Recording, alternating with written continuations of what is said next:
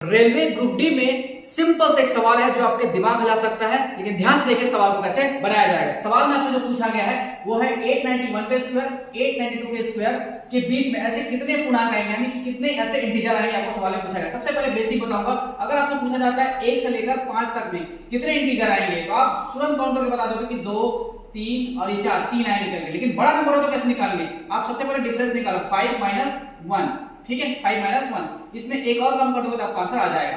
जैसे 5 - 1 करो कितना आ जाएगा 4 आ जाएगा, 4 - 1 करो कितना आ जाएगा 3, यही 3 आंसर है। वैसे हम लोग क्या करेंगे, इन दोनों के बीच का डिफरेंस निकालेंगे। 92 का स्क्वायर माइनस हो जाएगा 891 का स्क्वायर, इसके बीच में माइनस का 1 कर देंगे। ये फार्मूला बन जाता है a - b स्क्वायर का। एक बार जोड़ दोगे कितना आ जाएगा 1783, ठीक है।